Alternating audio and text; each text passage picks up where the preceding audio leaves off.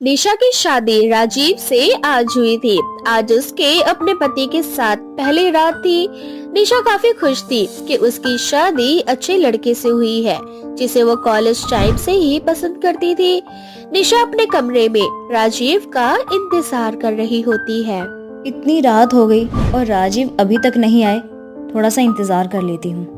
इतना बोलकर निशा कुछ देर और राजीव का इंतजार करने लगती है और इंतजार करते करते उसकी आंख लग जाती है। अब एकदम से निशा की आंख खुलती है और वो देखती है कि रात के 2 बज चुके हैं, पर अब तक राजीव कमरे में नहीं आया। रात के 2 बज गए लेकिन राजीव अभी तक नहीं आए मेरे कमरे में। इतना बोलकर निशा राजीव को फोन करती है, पर उसका नंबर बंद आता है। जिसके बाद निशा खुद कमरे से बाहर निकलती है, जहां निशा देखती है कि राजीव किसी लड़की के साथ बैठकर कुछ बातें कर रहा है। खुशी, मैं तुम्हें पिछले 5 घंटे से एक ही बात समझा रहा हूँ, तुम्हें समझ क्यों नहीं आ रही बात? मुझे कुछ नहीं समझना। मैंने तुम्हारी शादी उस लड़की से इसलिए करवाई क्योंकि वो अमीर है, समझे तुम? जब तुम्हें अपनी सौतन बर्दाश्त ही नहीं थी तो शादी भी मत करती। और पैसे का क्या है, काम तो कर ही रहा था ना मैं। अब मुझे जाने दो, रात के 2 बज चुके हैं। वैसे भी मैं बहुत थक गया हूँ, मुझे बहुत नींद आ रही है। जाओ अपनी दूसरी बीवी के पास, तुम्हारे तो मजे ही मजे। आखिर मुझसे पीछा जो छूटा, नई बीवी जो मिल गई और एक नए पागल तुम्हारे बारे में इतना सोच रही थी, तभी तो मैंने खुशी से तुम्हारी शादी उससे करवा दी जिसे तुम जरा भी प्यार नहीं करते। पर वो लड़की आज तुम पर जान छिड़कती है। सोचो जब उसे ये पता चलेगा कि तुमने उससे धोखा दिया है और तुम पहले से शादीशुदा हो, तो क्या बीतेगी उस पर। खुशी, मैंने निशा को अकेले धोखा नहीं दिया है, तुम सब भी मेरे साथ हो और तुम्हारे ही कहने पर मैंने निशा से शादी की है। अगर तुम मुझे इसी तरह से परेशान करोगी तो मैं खुद जाकर निशा को सारी सच्चाई बता दूंगा। अपनी शादी के पहले ही रात में इतना बड़ा सच जानकर निशा के ऊपर दुखों का पहाड़ टूट जाता है और वो खुद को संभाल नहीं पाती। निशा उस समय रोती हुई अपने कमरे में चली जाती है। कुछ देर बाद राजीव कमरे में आता है और निशा को जगा हुआ देख बड़ा ही हैरान होता है और उससे कहता है, अरे निशा, तुम अब तक सोए नहीं? 3 बज चुके हैं रात के। हाँ, नींद नहीं आ रही थी और शादी की पहली रात है। काफी ज्यादा एक्साइटेड थी मैं, और तुम हो कि अब आ रहे हो। और वैसे इतना टाइम क्यों लग गया तुम्हें आने में? कहीं ऐसा तो नहीं कि कोई तुम्हें चाहने वाली तुम्हें आने ही ना दे रही हो मेरे पास? ये तुम कैसी बात कर रही हो निशा? मेरी जिंदगी में तुम्हारे अलावा और कोई नहीं है। तुम चाहे तो माँ से भी पूछ सकती हो। और मैं तो अपने दोस्तों के साथ पार्टी कर रहा था, बस इसलिए आने में देर हो गई। अच्छा, पार्टी हो रही थी? मुझे लगा कि खुशी से बात कर रहे थे। मेरा मतलब है कि अपने दोस्तों के बीच अपनी खुशी की बातें कर रहे थे। ये सब बातें छोड़ो, अब हमें सोने जाना चाहिए। कुछ ही देर में सुबह हो जाएगी। मैं बहुत ज्यादा थक चुका हूँ। Good night. इतना बोलकर राजीव सो जाता है, पर निशा की आंखों में नींद नहीं थी। वो अपने कमरे से बाहर निकलकर राजीव का पूरा सच जानना चाहती थी, इसलिए वो अपनी सास विमला के कमरे में जाती है और अपनी सास को उठाकर उनसे कहती है, माफ करना माँ जी, मैंने आपको इतनी जल्दी उठा दिया। मुझे नींद नहीं आ रही थी और मुझे आपसे ना कुछ जरूरी बातें करनी है। हाँ बहू, बोल ना, क्या बात करनी है? अकेले में नहीं माँ जी, सबके सामने। आप घर के हर एक सदस्य को बुला लीजिए। सबके सामने? घर में है ही कौन बहू? हाँ, हम तीनों के अलावा सिर्फ मैं, तू और राजीव ही तो है। बस कीजिए माँ जी, मुझसे और झूठ कहना बंद कर दीजिए आप। इस घर में हम तीनों के अलावा चौथी भी है, मेरी सौतन, राजीव की पहली पत्नी। मुझे इस बारे में जानना है कि जब खुशी राजीव की पत्नी है तो उसने मेरी शादी उनसे क्यों करवाई? निशा की तेज आवाज सुनकर राजीव की भी आंखें खुल जाती है और वो बाहर आता है। जिसके बाद निशा जोर जोर से चिल्लाती हुई खुशी को बाहर आने के लिए कहती है, बहुत लुक्का छिपी खेल लिया तुमने खुशी, अब बाहर निकलो। तुम तो यही चाहती थी कि तुम्हारी सौतन की पहली रात और शादी अधूरी और बर्बाद हो जाए। तो लो, जैसा तुम चाहती थी वैसा हो चुका है। अब सामने आ जाओ और बताओ कि इतना बड़ा धोखा क्यों दिया तुमने। निशा को सारी सच्चाई का पता चल चुका था, इसलिए अब खुशी भी निशा के सामने आ जाती है और उसे पूरा सच बताती है। सच जानना चाहती हो ना, तो सुनो। मैं बहुत अच्छे से जानती थी तुम कॉलेज टाइम से ही राजीव को पसंद करती हो और राजीव जी के लिए तुम्हारे दिल में आज भी प्यार है और इसलिए तुमने शादी नहीं की। पर शायद तुम्हें नहीं पता कि राजीव की शादी हो चुकी है। तुम अच्छी खासी अमीर हो और इस समय हमें पैसों की सख्त जरूरत है। हमारा बिजनेस डूब चुका है, कर्जदार हमारे सर पर बैठे हैं। इसीलिए मैंने राजीव की शादी तुमसे करवाई ताकि तुम्हारी सारी प्रॉपर्टी राजीव के नाम हो जाए और फिर राजीव तुम्हें छोड़कर फिर हम सब इस शहर से दूर चले जाएंगे। इतना बड़ा धोखा। अरे अगर पैसे की इतनी ही भूख थी तो मांग लेते ना, लेकिन ऐसा क्यों किया मेरे साथ? अब मैं तुम्हें कुछ भी नहीं देने वाली, मैं जा रही हूँ अभी यहाँ से। इस तरह से निशा अपनी शादी की पहली ही रात को घर से निकल जाती है। अब कुछ महीने इसी तरह से बीत जाते हैं और राजीव कर्ज के दलदल में डूब जाता है। तो वहीं दूसरी ओर खुशी को अपनी गलती का एहसास होता है और वो निशा से माफी मांगने के लिए उसके पास जाती है। निशा, मुझे माफ कर दो। मैंने तुम्हारे प्यार के साथ तुम्हारे जज्बातों के साथ खेला, तुम्हारा फायदा उठाना चाहा। माफ कर दूं? अरे तुम लोगों को माफ करके मुझे क्या मिलेगा? मेरी जिंदगी तो वैसे ही बर्बाद कर दी तुम लोगों ने। नहीं निशा, तुम्हारी जिंदगी बर्बाद नहीं हुई। जिंदगी तो मैंने अपनी बर्बाद कर ली, जो मैं खुद अपने घर में अपनी सौतन लेकर आ गई। पर मैं अपने घर को और डूबता हुआ नहीं देख सकती। अगर कर्ज खत्म नहीं हुआ तो राजीव आत्महत्या कर लेंगे, और ये सब कुछ मैंने राजीव जी के लिए तो किया था। तुम लोगों ने सिर्फ और सिर्फ अपना सोचा है, मेरा किसी ने नहीं सोचा। ये भी नहीं सोचा कि जब मुझे इन सच्चाई के बारे में पता चलेगा तो मुझ पर क्या बीतेगी। समझ सकती हूँ निशा, इसलिए तो यहाँ तुमसे माफी मांगने के लिए आई हूँ। मैं तुमसे वादा करती हूँ, मैं तुम्हारा हक तुम्हें जरूर दिलवाऊंगी। बस राजीव जी को बचा लो, उन्हें इस कर्ज के दलदल से निकाल लो। खुशी के आश्वासन दिलाने पर निशा उसकी बात मान जाती है और उसके साथ अपने ससुराल जाती है, जहां वो देखती है कि राजीव ने खुद को एक कमरे में बंद कर लिया है। ये सब देखकर निशा राजीव से कहती है, राजीव दरवाजा खोलो भगवान के लिए, खुद को नुकसान मत पहुंचाना। मैं आ चुकी हूँ, मैं तुम्हारी हेल्प करूंगी, बस तुम दरवाजा खोल दो। अब राजीव दरवाजा खोलता है, जिसके बाद निशा राजीव से बात करके बहुत जल्द उसके सारे कर्ज चुका देती है और उसके डूबे हुए बिजनेस में भी पैसे लगाती है और एक बार फिर से सब कुछ पहले की तरह ठीक हो जाता है। जहाँ उस तालाब की थोड़ी ही दूर पर उन्हें एक बड़ी सी हवेली दिखती है। उस हवेली को देखकर दिया बोलती है, गाइस देखो वो बड़ी सी हवेली। मुझे लगता है हमें एक बार वहाँ जाना चाहिए और मदद मांगनी चाहिए। श्रापित चुड़ैल और तालाब। एक बड़े से तालाब में, जिस तालाब में एक चुड़ैल जिसके काले घने लंबे बाल होते हैं, वो तालाब के अंदर किसी व्यक्ति को मार रही होती है। चुड़ैल अपने लंबे बाल उस व्यक्ति के गले में लपेट देती है और तब तक उसके गले को दबाती है जब तक उस व्यक्ति के मुंह से खून नहीं निकल जाता, वो अपना दम नहीं तोड़ देता। उसी तालाब के सामने एक बहुत बड़ी हवेली थी। उस हवेली में एक बुढ़िया अकेली रहती थी। वो यहाँ सब कुछ अपनी आंखों से देख रही होती है। वो देखती है कि किस तरह वो चुड़ैल उस व्यक्ति को मार रही होती है और नदी में उसकी लाश को डुबो देती है और उस व्यक्ति को मार मार कर खुद भी गायब हो जाती है। कुछ दिनों बाद अमन अपनी गर्लफ्रेंड दिया और पवन अपनी गर्लफ्रेंड रिया के साथ घूमने का एक प्लान बनाता है। वो चारों अपनी एक कार लेकर रात को ही जंगल के रास्ते निकल जाते हैं, परंतु उनकी कार जंगल में ही खराब हो जाती है। जिसके बाद अमन पवन से बोलता है, भाई अब क्या करें? ये कार तो इस तालाब के पास जंगल में ही खराब हो गई। अब हम क्या करें? रात भर हम ऐसे जंगल में भटक भी नहीं सकते, कुछ तो करना पड़ेगा।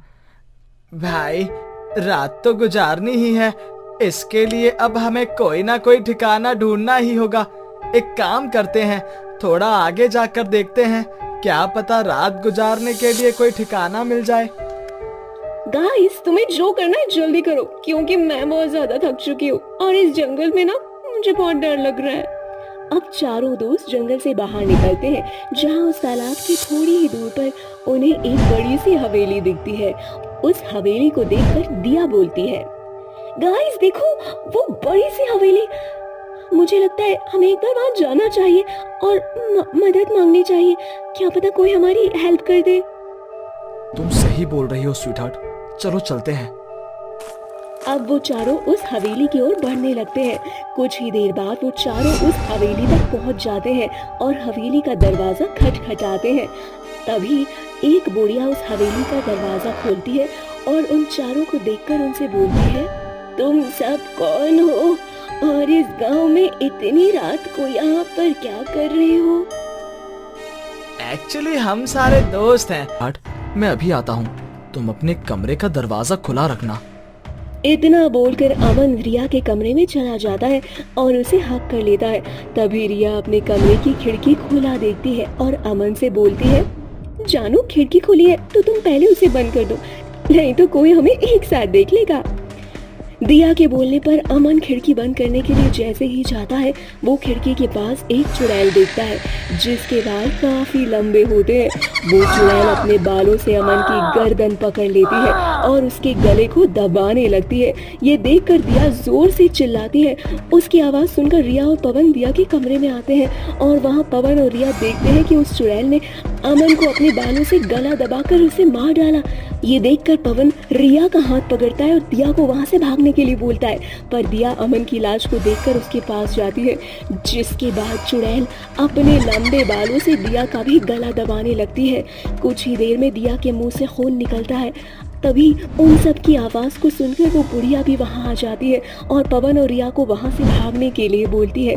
इसी बीच वो चुड़ैल दिया को भी मार डालती है और उन दोनों की लाश को तालाब में ले जाती है, जिसके बाद पवन और रिया उस बुढ़िया से बोलते हैं, ये चुड़ैल कौन है और ये हमारी जान के पीछे क्यों पड़ी है? हम तो पहली बार इस गांव में आए हैं, हमने तो आज तक किसी का कुछ बुरा नहीं चाहा। उस चुड़ैल का नाम रूपवती है। आज से कुछ साल पहले रूपवती इस गांव के एक लड़के से प्यार किया करती थी। वो लड़का भी उससे सच्चा प्यार करता था। रूपवती बहुत सुंदर थी और इसी वजह से सभी लड़के उसके पीछे पड़े हुए थे। कई बार तो रूपवती जिससे प्यार करती थी, शेखर उसके दोस्त भी रूपवती की सुंदरता देखकर शेखर के सामने उस पर लाइन मारा करते थे। अब से घर का प्यार रूपवती के लिए कम होने लगा था। अब वो उसकी सुंदरता से जलने लगा था।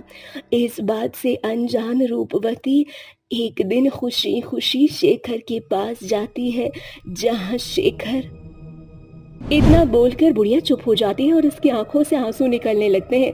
ये देखकर पवन बुढ़िया से बोलता है, जहाँ शेखर, आगे क्या हुआ अम्मा? हमें पूरी बात बताओ, क्या हुआ था उस दिन रूपवती के साथ? उसके प्यार ने ही उसकी सुंदरता छीनने के लिए उसके बाल काट दिए। रूपवती को अपने बालों से बड़ा प्यार था। बाल कटने के बाद सभी गांव वाले उसका मजाक बनाने लगी और ये सब कुछ रूपवती बर्दाश्त नहीं कर पाई और तालाब में जाकर उसने खुदकुशी कर ली। बस तब से वो हर जोड़े को मारने लगी जो भी उस तालाब के पास आता, इस हवेली के पास आता। तुम चारों ने भी यही गलती करी। तुम चारों उसके सामने आए, इसीलिए अब वो तुम सबको भी मार डालेगी। अम्मा, यहाँ से बचने का कोई तो रास्ता होगा। इससे बचने का बस एक ही रास्ता है। तुम अगर अपने बाल काट कर अपनी सुंदरता खुद नष्ट कर दो तो वो तुम दोनों को छोड़कर वहाँ से चली जाएगी, वरना तो वो तुम्हें मारेगी ही। बुढ़िया उनको सारा सच बता ही रही होती है कि तभी वहाँ चुड़ैल आ जाती है और अपने लंबे बालों से पवन के गले को दबाने लगती है।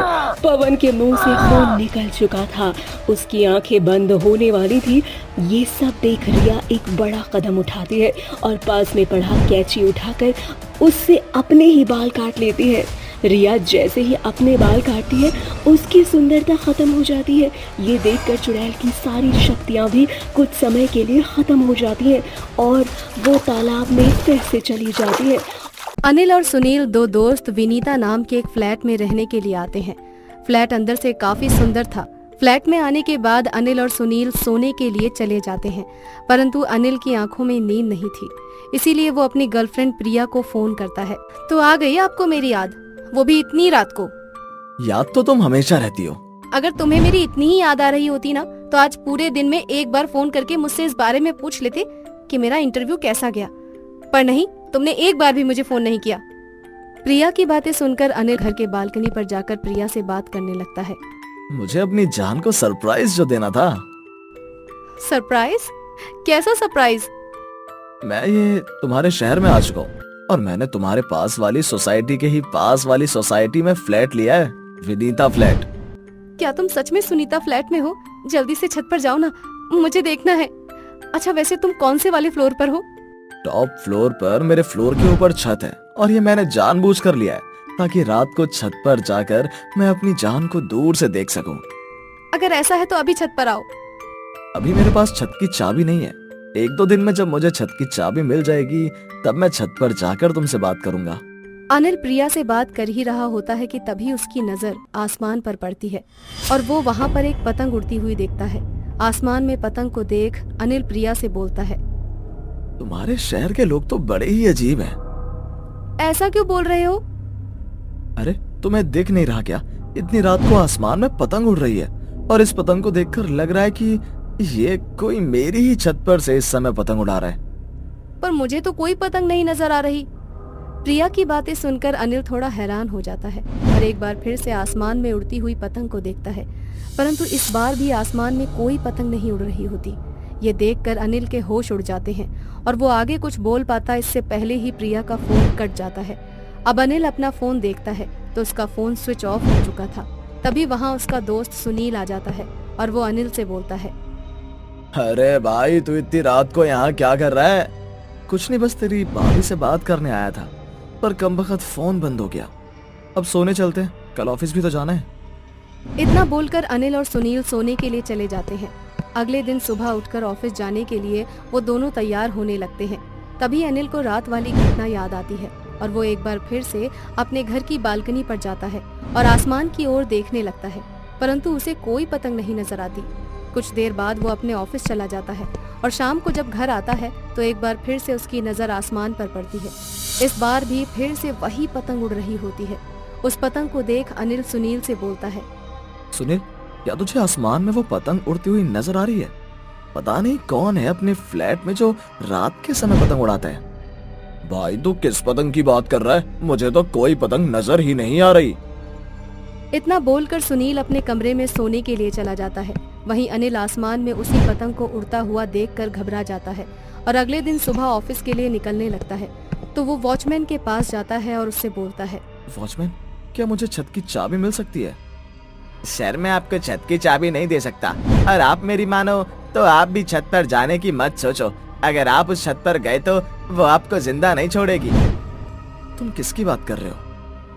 अनिल का वॉचमैन छत की ओर देखता है और अपने हाथों से इशारा करता है, परंतु अनिल को छत पर कोई नजर नहीं आता और अनिल वॉचमैन की बातों को इग्नोर करके वहां से चला जाता है। शाम को जब अनिल घर आता है तो सोसाइटी के बाहर से वो छत को देखने लगता है। तभी उसे छत पर एक चुड़ैल नजर आती है जो कि पतंग उड़ा रही होती है। उस चुड़ैल को छत पर देखकर अनिल डर जाता है और वो वॉचमैन से बोलता है, वॉचमैन, क्या तुमने छत पर किसी को देखा? मैंने अभी अभी अपनी आंखों से बहुत ही भयानक चेहरे वाली लड़की को देखा जो कि पतंग उड़ा रही थी। मुझे छत की चाबी चाहिए। मुझे देखना है आखिर छत पर कौन है जो रात को पतंग उड़ाती है और उसकी पतंग मुझे ही क्यों दिखती है, बाकियों को क्यों नहीं? मुझे चाबी दो। इतना बोलकर अनिल जबरदस्ती वॉचमैन से चाबी लेता है और छत पर जाने लगता है। अनिल छत का दरवाजा खोलकर जैसे ही छत पर जाता है तो वो देखता है कि छत पर कोई नहीं है, जिसके बाद उसकी नजर एक पतंग पर पड़ती है। वो जैसे ही उस पतंग को उठाता है पर वो पतंग अपने आप आसमान में उड़ने लग जाती है और वहीं चुड़ैल पीछे से आकर अनिल का गला दबाने लगती है। अनिल जैसे तैसे करके अपना गला चुड़ैल के हाथों से छुड़वाता है और जोर से चिल्लाता है, कौन है तू और मेरे पीछे क्यों पड़ी है? हमने तुम्हारा क्या बिगाड़ा है? ये छत मेरी है, यहाँ सिर्फ और सिर्फ मैं पतंग उड़ाती हूँ। तुम्हारी हिम्मत कैसी हुई इस छत पर आने की और मेरी पतंग को छूने की? ओह, तो तुम मेरे कातिलों के दोस्त हो और तुम यहाँ किसी लड़की के साथ दुर्व्यवहार करने के लिए छत पर आए हो, तभी तुम्हें मेरी पतंग दिखी। अब तो तू मारा जाएगा। इतना बोलकर चुड़ैल पतंग की तरह हवा में उड़ाने लगती है। चुड़ैल अनिल को मार पाती कि तभी वहाँ पर वॉचमैन सुनील को लेकर आ जाता है और चुड़ैल के ऊपर गंगा जल डाल देता है, जिससे कुछ समय के लिए वो चुड़ैल वहाँ से गायब हो जाती है। और जब अनिल छत पर गिरता है तो वॉचमैन सुनील के साथ उसे पकड़कर नीचे ले आता है और छत को फिर से बंद कर देता है। नीचे आने के बाद अनिल वॉचमैन का शुक्रिया अदा करता है और उससे बोलता है, वो चुड़ैल कौन है जो मुझे मारना चाहती है? साहब, आज से कुछ साल पहले रेखा नाम की एक लड़की हमेशा छत पर पतंग उड़ाने के लिए आया करती थी। उसे पतंग उड़ाना बहुत पसंद था, जब भी उसका मन करता वो आकर इस छत पर पतंग उड़ाया करती थी। उसके लिए क्या दिन क्या रात, बस उसके हाथों में उसकी पतंग होनी चाहिए। ऐसे ही एक दिन जब वहाँ छत पर अकेले पतंग उड़ा रही थी, तब कुछ लड़के नशे की हालत में आए और उसके साथ जबरदस्ती करने लगे और खुद को बचाने के चक्कर में रेखा छत से कूद गई। उस दिन उसकी मौत तो हो गई, परंतु मरने के बहुत जल्द उसने उन लड़कों को भी मार डाला और अब इसी छत पर रहकर वो पतंग उड़ाती है। और जो कोई भी छत से किसी लड़की को देखने या अपनी गर्लफ्रेंड से उस छत पर बात करने के लिए जाता, तो वो चुड़ैल उन्हें बिल्कुल गुंडों के साथ जोड़ती और उन्हें मार देती है।